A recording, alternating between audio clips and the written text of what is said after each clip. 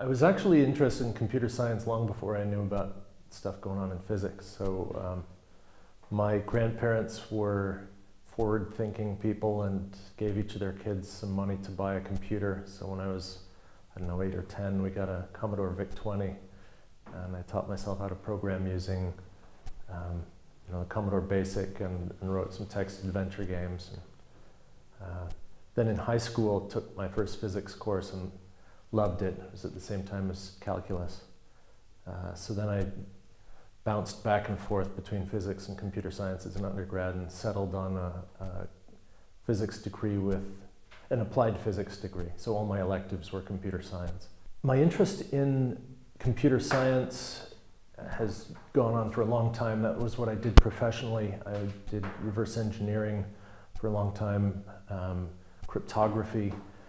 When I had been working on my master's degree, I was finishing that up and had been reading John Baez's This Week's Finds in Theoretical Physics, and really enjoyed the way that he explained things, the way that he would promote his students' work as theirs rather than claiming it for himself, but do everything he could to explain it clearly for people.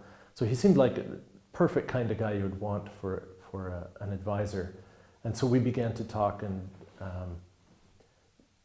when I worked with him, we eventually came to decide on a project to explain an extension of what's currently known as the Curry-Howard isomorphism. This idea that predicates in logic correspond to types in computer science, and proofs in logic correspond to programs. And so we laid out this analogy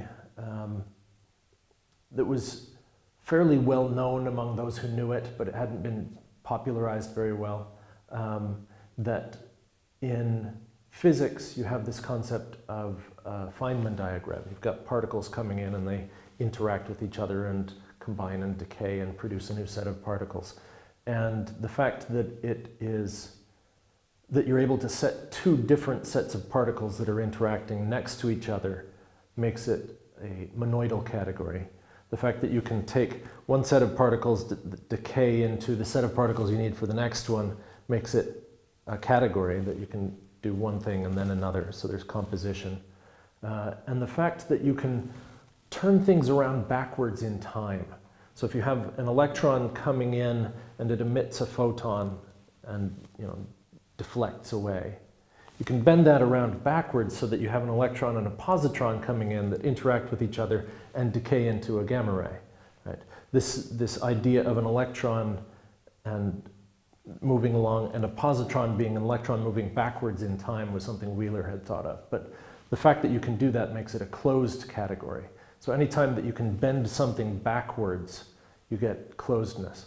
In a functional language, you can take a program from a pair of inputs, A and B, going to an output C, and transform that program into one that takes an input A and returns a new function that in turn is expecting the second input B and produces C. So turning that B from from an input into an output that's sort of backwards is called currying. Topologically, say you're holding up a pair of pants by the cuffs, and then you start out with these two inputs, and then it comes down and you reach the crotch and it joins, and then you get the waistband at the bottom. That is a topological surface where the inputs are these circles and the outputs a single circle.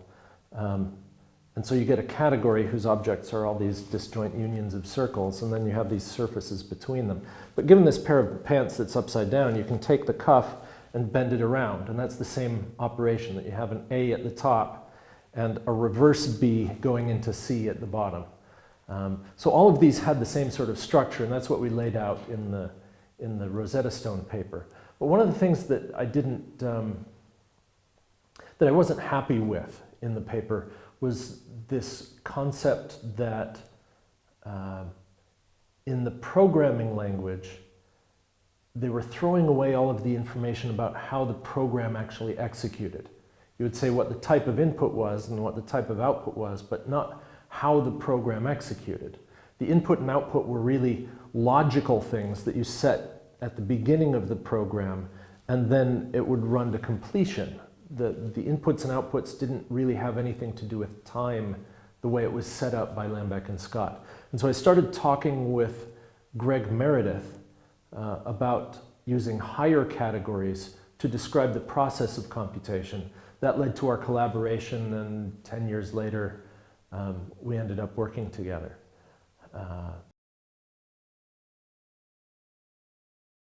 We first met, I think it was 2009, by means of the categories mailing list, where I was interested in this process of formalizing the steps of computation, trying to characterize it in a way similar to what we had done in the Rosetta Stone paper. When we started working together for the first time, I had left Google. I'd been on the security team for 6 years, but was tired and wanted to do something else. And we started work on something that was spun as a social network, but wasn't really a social network itself. The idea was that there would be an information economy, that you have all of these sources of information coming in, and we wanted to provide tools that would let people filter the information and produce new content from it. In order to make that feasible, to make it self-sustaining, we wanted to add some notion of payment platform to it. I don't think we had thought of blockchain technology at that time, that it hadn't come to the fore. At that time, we ran out of money after about a year, and then I went back to work for Google for a couple more. I started Pyrofex Corporation with Nash Foster, another ex-Googler, and we were working on distributed computation. We wanted to write an operating system that would run on an entire data center, say. And then after about a year of doing that, Greg said, "Hey, I've been funded with my new RCON project. Would you guys be willing to help me build this platform?" Well, actually he asked if we wanted to work for him, but we said, well, why don't we manage your dev team for you, and you can hire us as contractors. So we have been interviewing all of the developers. We use a process very similar to the one that Google uses for interviewing, where there's a phone screen, a text screen, and then 3 or 4 full loop interviews, about 90 minutes each, that go quite in depth into programming languages and algorithms and so on.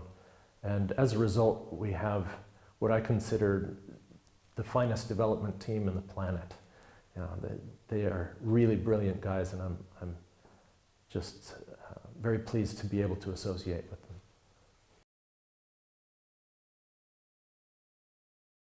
Even when we had started earlier, we'd had discussions with Greg about working with him on blockchain-oriented things. We wanted to sell software to businesses, though. That's where we saw the money coming from. And we didn't really see a use case for businesses internally. That why would a business acquire blockchain software to run for themselves? Since then, we've come to realize that there are many, many more applications than merely ledgers, which are pretty much the killer app for blockchain technology. But we became more interested in providing technology for resisting censorship, for instance. All of the tech companies in Silicon Valley lean fairly hard to the left. And so even as a centrist, I find them censoring things that I don't see any harm in.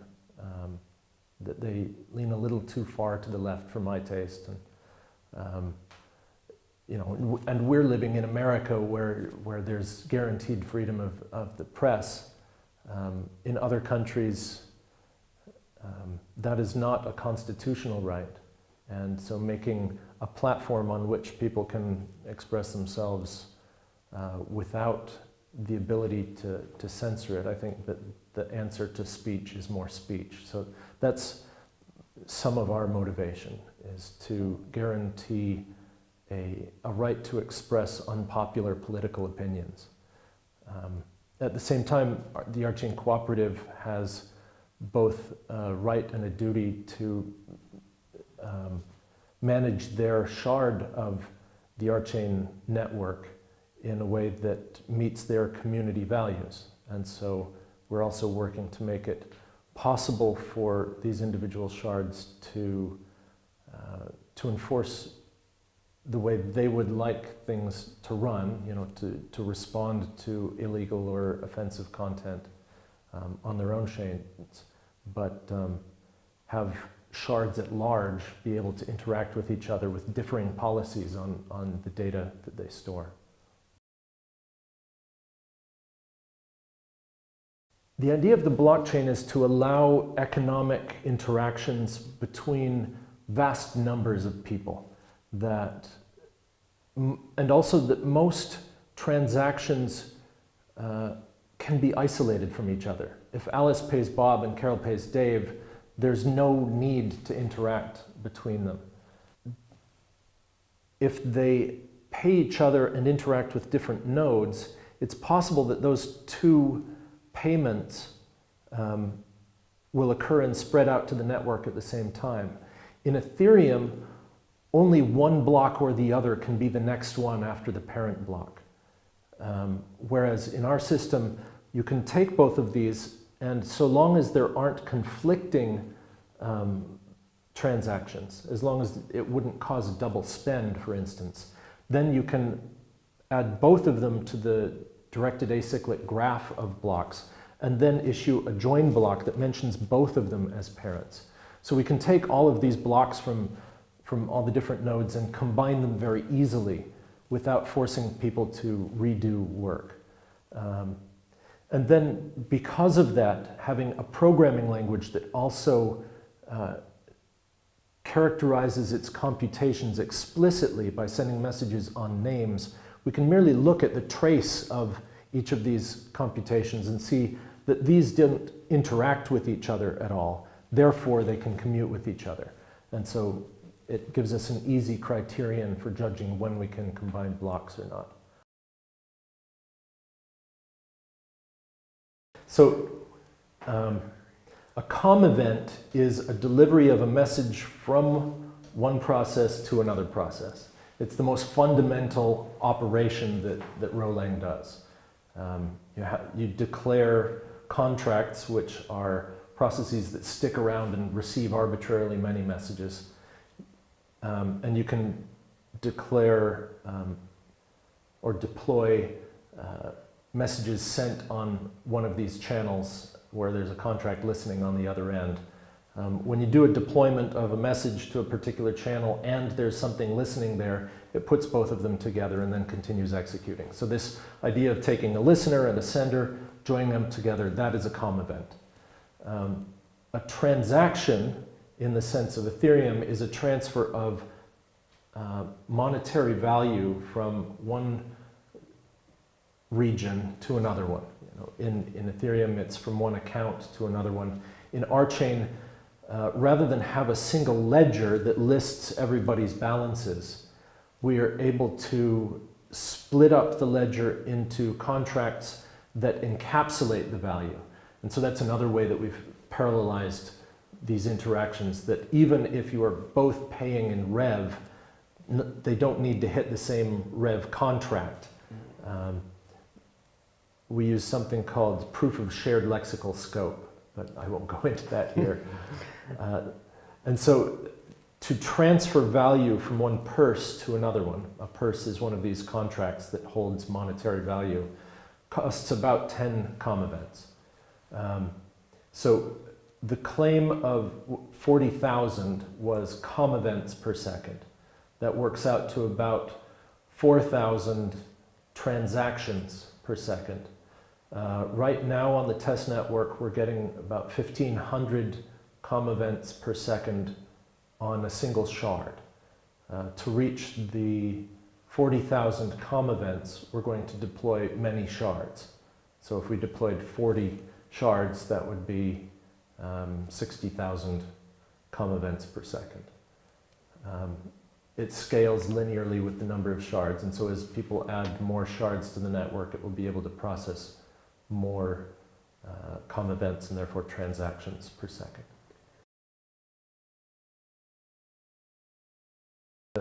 The simplest explanation is, yes, they are their own blockchains. Each blockchain has a mint that issues the currency that is used for staking on the blockchain. That is, the validators have to acquire Rev, or whatever the staking token is, and lock it up to ensure their good behavior on that chain. So if you have the root shard, that will be one blockchain, and then a child shard will be a completely separate blockchain run by different validators. That's the first approximation. Some complications in that are that in order to be considered a child shard, as opposed to simply another blockchain, there's a pair of contracts, one running in the child and one running in the parent. In the parent, it's called a depository. In America, the depository for gold, back when we had gold-backed dollars, was called Fort Knox. But the idea is that there is a contract that will hold all of the value for the new token issued in the child shard. So, you know, we will list the Rev on exchanges, right? And you'll be able to buy Rev for dollars or Bitcoin or Ethereum or what have you. But that's only the root shard's Rev. You know, if you have some child shard, what gives them the tokens issued here any value? Well, it's this pair of contracts that is part of that. So the depository holds all of the value that backs the issuance by the mint in the child shard. Now, to some extent, you're vulnerable to the validators of that shard. It's true that you could, I mean, you're always vulnerable when there's a large enough coalition of validators. In this case, they have the possibility to mint far more of the child shard stuff than they have backing the parent shard stuff. The default depository and mint contract keeps them pegged one-to-one. So first they would have to modify that contract, and you can go and look at what contract they're running before you transfer any money in there. If they did issue more, however, there would still be the requirement in the depository that wouldn't let them transfer more than what they put in out. So if they put 1,000 Rev in but issued 2,000, only the first 1,000 of it would be honored.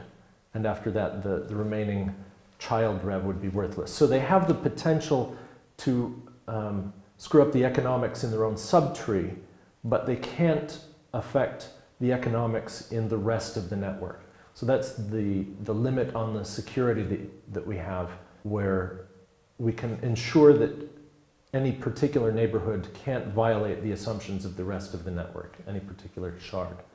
In order to transfer value between them, there's a protocol. The depository and the mint contract are both watched by the set of validators. So if Alice is in the root shard and wants to put some money into the child shard, she will hand over the purse to the depository. The validators will see that transaction. They will then tell the mint to issue to Alice a purse in the child shard with the same amount of Rev that she had above, minus some transaction fees. And so the value goes into the depository, which is backing the issuance by the mint. And so the value is conserved all the way down. Similarly, when she wants to take it out again, she hands her purse of Rev to the mint, which burns it. The validators see that that transaction occurred. They tell the depository, withdraw this certain amount from the depository and give it to Alice. So we can move money between them, and that pairing, the depository and the mint, is what establishes the parent-child relationship between two shards. If some other token wanted to arrange the shards in a different manner, they could issue their own depository and mint in that way, and you could send messages using their system rather than the one that RChain provides. So they really are very independent shards that are connected by these voluntary relationships between parent and child, mint and depository. When she gives them the money, she also specifies a public key that the resulting stuff should be given to. So when the mint creates a purse, it wraps it in a contract that checks a signature first. It says, I am only going to withdraw money if this signature matches. And since she has provided a public key, she's the only one that has a private key. Or I guess whoever owns the corresponding private key can use it. So Alice could put money into the parent on behalf of Bob in the child if she knows his public key. It was Greg's choice. He specified that we had to use Scala. It was his intent that Rolang become not just a blockchain language, but a general purpose programming language. And in the general purpose case, you want to interact with all of the existing business software out there. And it was his view that there was so much business software written in Java that we would want to interact with, that Scala was the appropriate thing to use to interact with these pre-existing systems. For Venus, we planned several improvements in the language itself. We're going to introduce a total functional sublanguage. We're going to add a data type declaration language. We're going to add debuggers and various other things, but the language-specific changes themselves will necessitate a re-implementation of Rolang. Greg would like to see a self-hosting interpreter that write Rolang in Rolang, and that will drive improvements in the collections library and in many of the parts of the language that are required to do something like that. Right now, the data types are rudimentary at best, right? We have lists and maps, byte arrays, but not a full library that supports all of the operations that you might want on those. Ladle is a process for generating a type system. A type system is what you need in order to have any confidence in the code you've written. So a program is an expression of programmer intent. You know, we want the code to do something, but humans are fallible. Therefore, in order to check that we wrote the thing correctly, we should express it again in a different way. A type is a crude summary of a program. And then the compiler can look, or the type checker can look at the program and look at the type and ask, do these two match each other? If they match, it says all good, go ahead. If they don't match, it says something is wrong. Either your type is wrong or your program is wrong. I don't know which, go figure it out. Here's where it's wrong. And so having a type system is the way that you come to have confidence that the programs you've written are correct. Now, on the web, JavaScript is the language to use in a web browser. There simply aren't any others that are widely implemented in web browsers. So Google and Microsoft and Facebook all were deploying web content on their websites and wanted to have some confidence in the code that they were deploying. And they found that because JavaScript only has a runtime type system, and a very weak one at that, that they had to develop their own static type system for JavaScript. So Google wrote Clojure compiler, Microsoft wrote TypeScript, and Facebook developed Flow, each at the cost of millions of dollars in order to provide a static type system for their language. Ladle is a way of taking a description of the language itself and deriving a type system. Instead of inventing one and showing that it works, you derive it from the operational semantics. And it's a very powerful type system. So the idea is that given any description of a programming language, and this is what Martin Lundfall is working on for RChain research with K-framework. It's a language in which you can give a formal description of the operational semantics of a programming language. Given such a description, you push a button and it spits out a type system that you can then use. That program, that thing that takes the description and spits out a type system probably won't be ready in time to use for Rolang directly, but it will eventually be possible, and in the meantime we're just going to do that process by hand rather than code it up and let the computer do it for us. But we'll be using that technique to produce the type system for Rolang. So Haskell tries to be purely functional. Java is not a functional language. Rolang is not a functional language. Rolang has side effects, has state, has all kinds of things that prevent it from being a functional language. So Haskell, it makes sense to use what's called denotational semantics. That is, for any program, you want to assign a function that is the meaning of the program. Whereas in PyCalculus, if you invoke the same thing twice, you may get different answers.